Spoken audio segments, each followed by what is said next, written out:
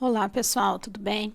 A gente já está falando sobre esse assunto, né? Sobre proteínas já há algum tempo. Ele realmente é um conteúdo longo, né? Mas algumas coisas a gente precisa ver, saber, né?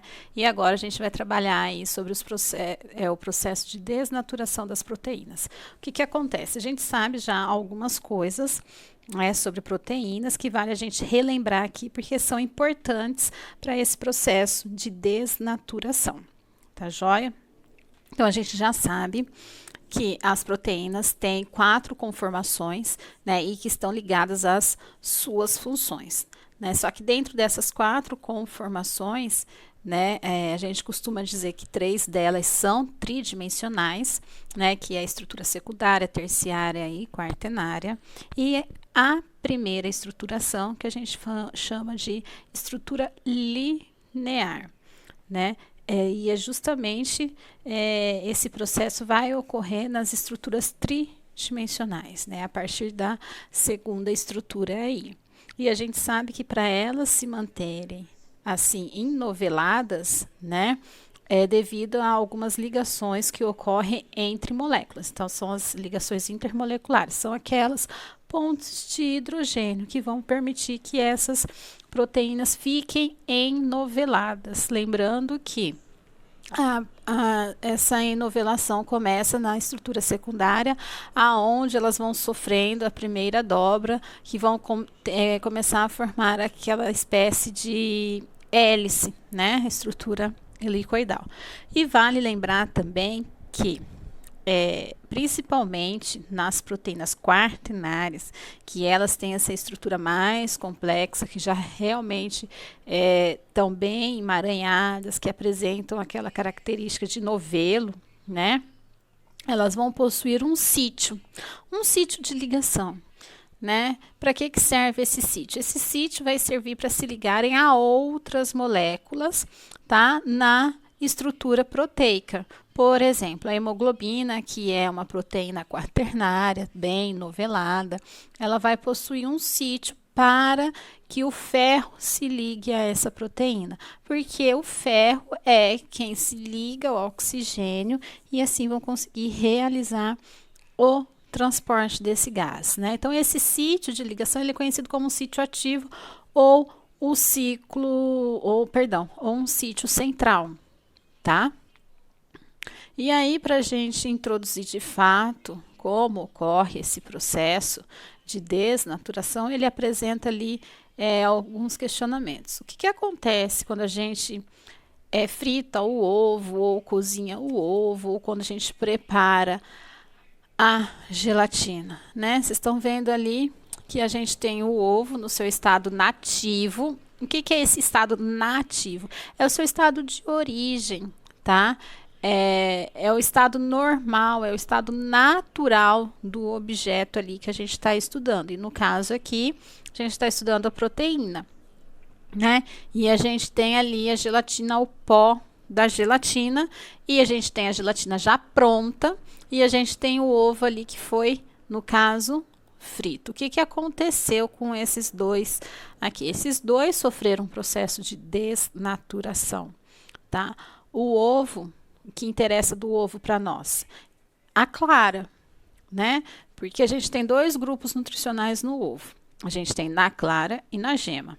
A gema é um grupo nutricional calórico e a clara é um grupo nutricional de estruturação, tá? Então, a clara é a proteína, nosso objeto de estudo, o nosso foco. Então, a gente vai analisar a clara. A clara, ela tem uma viscosidade aí, né? Ela é viscosa, ela é um pouco líquida, transparente. E quando ela sofreu um aquecimento, né? Porque a gente introduziu calor ali, por isso que a gente tem essa modificação na estrutura da clara, né? Ela ficou branca, ela perdeu aquela viscosidade, ela perdeu a transparência, então ela sofreu uma modificação estrutural ali. Então, o que aconteceu? Ela sofreu o processo de desnaturação, certo? Essa proteína da clara, que estava toda enovelada, ela foi se desenrolando, tá? Na gelatina, o que que acontece? A gente tem aquele pozinho que quando a gente rasga a embalagem, põe no recipiente, a gente tem o pó da gelatina. Quando coloca a água quente, né, pra gente dissolver esse pó e depois joga na geladeira, ela ganha o quê? Uma estrutura, ela ganha uma forma, né? São dois processos aqui, um do ovo e o da gelatina. Por que dois processos? Porque a gente está falando da desnaturação da clara, quando a gente aquece, e a gente está falando de um processo inverso do processo de desnaturação. O que que acontece? O pó da gelatina já é a proteína desnaturada, já é a proteína desenrolada. Então, quando a gente coloca água quente e resfria e essa gelatina ganha uma estruturação, oh, Senhor. Desculpa aí, gente. Ganha essa estruturação, ela é como se estivesse voltando ao seu estado de origem, ao seu estado natural. Então, aqui a gente já pode falar que o processo de desnaturação pode ser reversível ou irreversível. No caso, o ovo, né? O que aconteceu com o ovo foi um processo de desnaturação irreversível. E o que aconteceu com a gelatina foi reversível. E o que leva a ocasionar, né, esse processo? São esses itens aqui. A temperatura, que a gente citou ali dando o exemplo, né, que a gente adicionou calor. Né, quando a gente adiciona calor, você leva esse processo de desnaturação, assim como o resfriamento também.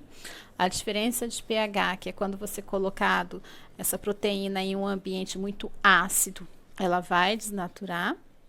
A questão da agitação tensa, que é o agitar mesmo, né? Como se você estivesse colocando num liquidificador, né? Para agitar, ou melhor ainda, numa centrífuga, que é o que acontece quando a gente realiza os exames de sangue, o sangue ali, ele vai para uma centrífuga para acontecer as separações, né? Então, essa agitação tem que ser uma agitação bem rápida, com RPM muito intenso, né? A adição de solventes orgânicos e agentes oxidantes ou redutores também vão fazer com que essas moléculas de proteína sejam desnaturadas, né? Por exemplo, quando colocada em álcool, né, álcool etílico, essa proteína ela se desnatura, tá? E como que de fato isso acontece?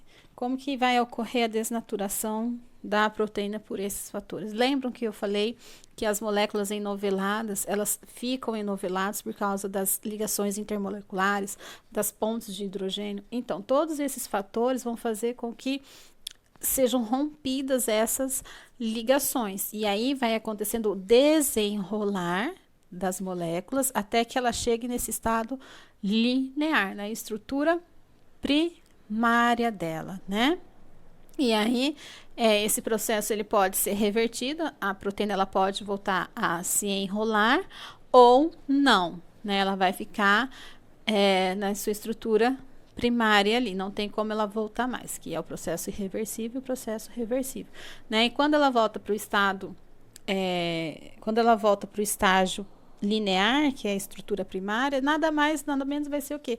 Essas sequências de aminoácidos que a gente tem ali, né? Que essa sequência de aminoácidos vai determinando como que essas proteínas vão se enrolando e qual que vai ser a função exercida por elas. E se tem consequências para esse processo, né? Tem a diminuição de solubilidade, né? Que é quando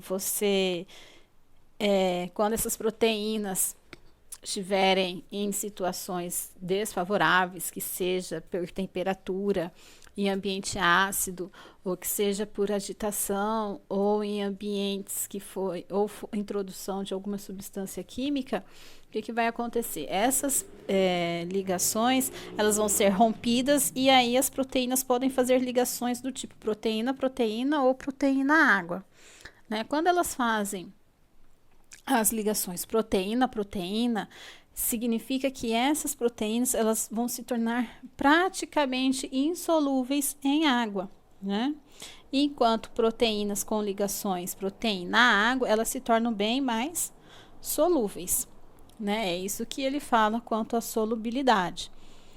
A questão da perda da atividade biológica, que algumas proteínas, quando desnaturadas, elas vão perder as suas funções biológicas, que esse processo pode ocorrer dentro de um organismo. Por exemplo, se o pH do ambiente que ela está ali for alterado, né? Aí as proteínas perdem as funções dela e, consequentemente, pode alterar o funcionamento de uma célula, de um tecido ou até mesmo de um órgão.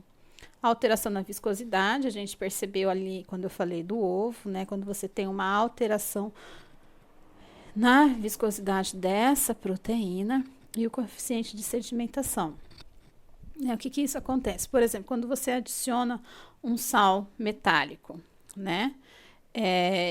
Essas proteínas elas vão sofrer uma sedimentação maior, né? Então, o coeficiente de sedimentação aumenta, né, em alguns casos, quando esse processo ocorre, né, a sedimentação das proteínas se tornam em maiores quantidades. Beleza, pessoal? Bom, quanto a questão da desnaturação das proteínas, era isso que eu tinha que passar para vocês, beleza? Qualquer dúvida, vocês mandem aí no WhatsApp que eu tento responder.